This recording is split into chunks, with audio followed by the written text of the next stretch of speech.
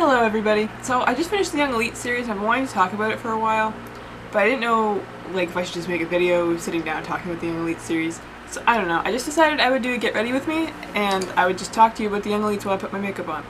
Because why not? Also, I'm aware that I look like a ghost, but that's just the way it's going to be because that's what my window's doing, and if I close the window, it's not going to be good lighting. Whatever. My face looks like crap. I'm aware. I have terrible skin. Which is why I'm gonna cover it up with makeup and probably make it worse in the process.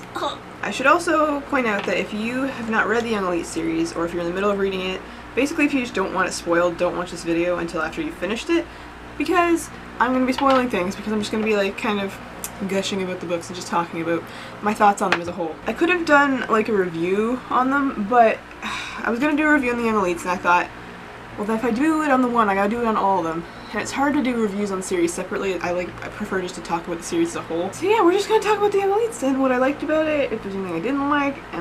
Spoiler, I really did like it. I just realized my fan was on. I'm really sorry about that. That's better. It's much quieter in here now. I like plot lines that are like about kids with superpowers, specifically like kids and teenagers. I don't know why, with superpowers. But they're like all different, and it's all because of like one incident that happened, and they all have like different superpowers.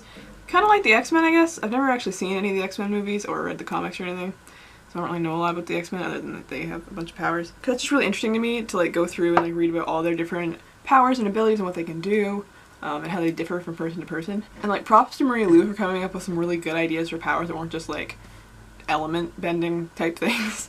That's all I'd be able to think of. Anyway, yeah, I just really love that like whole magic system type thing, and how it's not like the powers just came from nowhere. It's because of that whole mythology of the underworld and everything.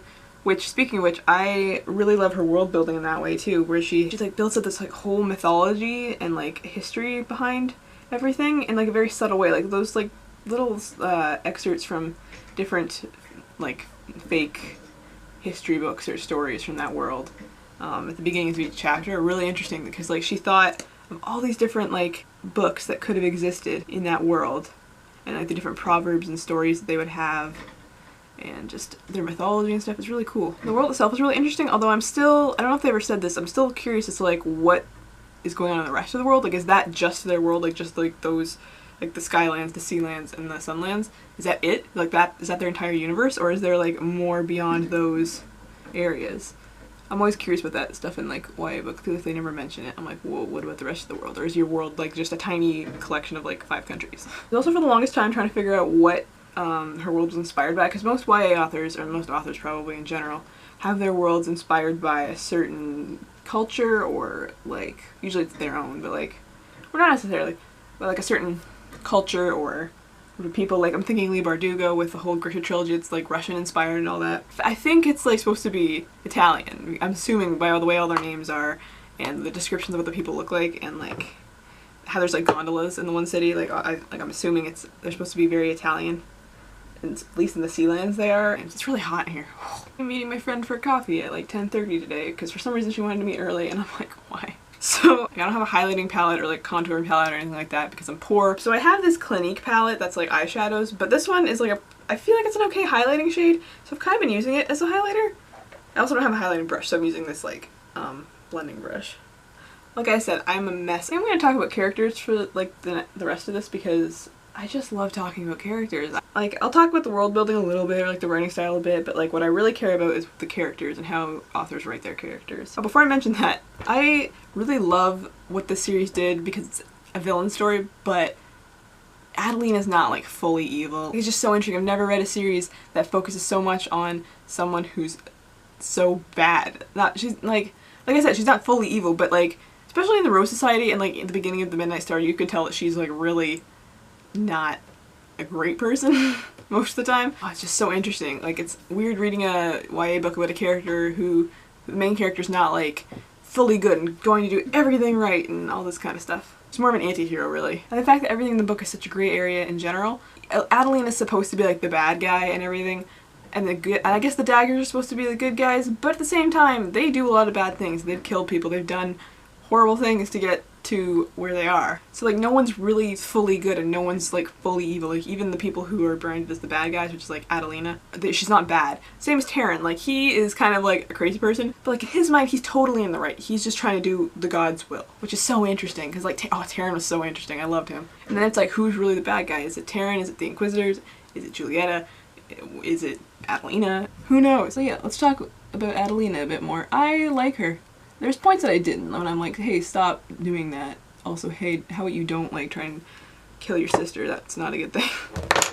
Yeah, but she was just really interesting, and I liked her, and like seeing her development and how she like tries to pretend she doesn't care about people, but like she obviously cares about her sister. She cares about Maggiano. She cares about Enzo, or she did until like all that stuff happened. She even like cares about the daggers to a certain extent, even though she kind of was responsible for killing Gemma. She felt bad about it afterward, and like she likes Raphael, even though she tries not to, but that's just his thing.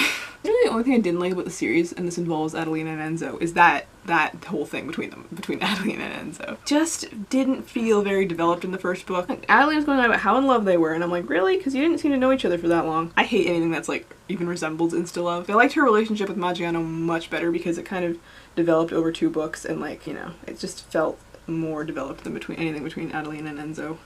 Also, Enzo's a really boring character. I'm sorry if that's like a controversial statement. He didn't really do a lot in the first book. He was just kind of like broody, and like he was there to like be the leader, and like he was there for Adelina to be in love with, and he kind of just, he didn't say a lot, I don't think.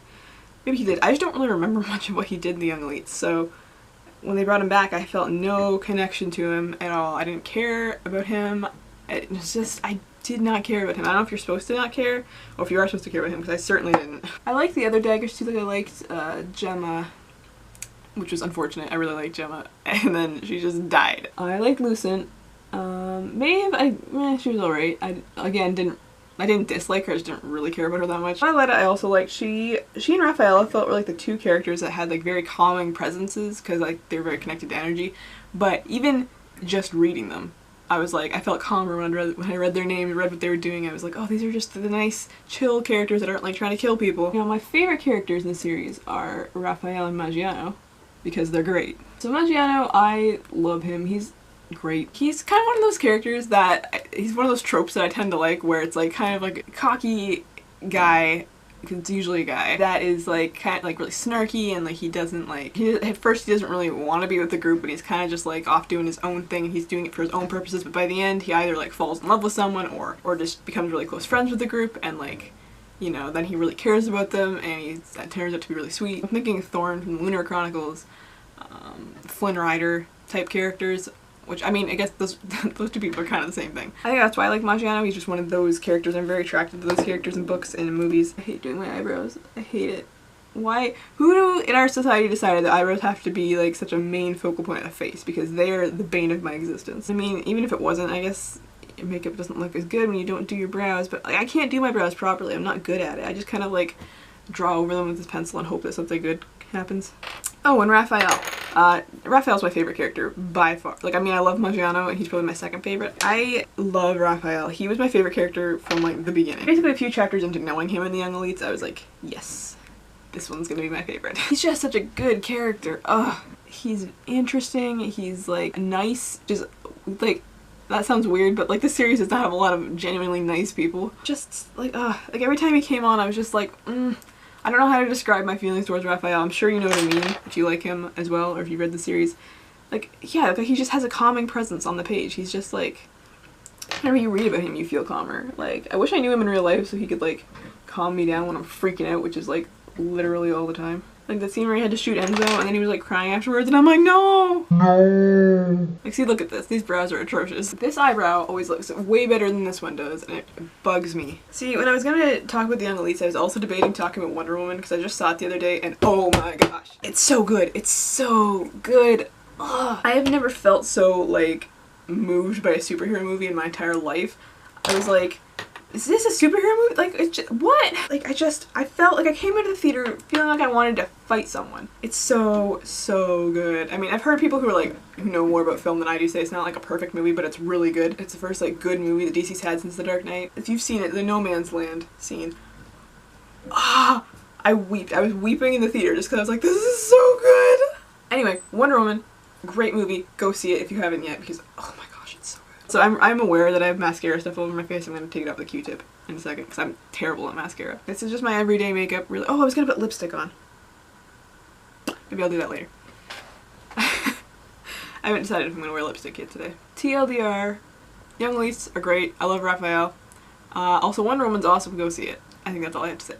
Thank you guys so much for watching this. Let me know if you like this kind of video. It's me rambling while I put my makeup on. It makes it a lot less, like, weird and formal if I just kind of do my makeup, because that just feels like I'm chatting to a friend and less like I'm staring at a camera and talking about why I love something. But yeah, I kind of want to do more of these and kind of just have this be a regular thing, like me talking about things while putting on my makeup, which is called Chatty Get Ready With Me. I don't know why I couldn't just say that. Anyway, I hope you guys have a lovely week, and I will see you later. Bye!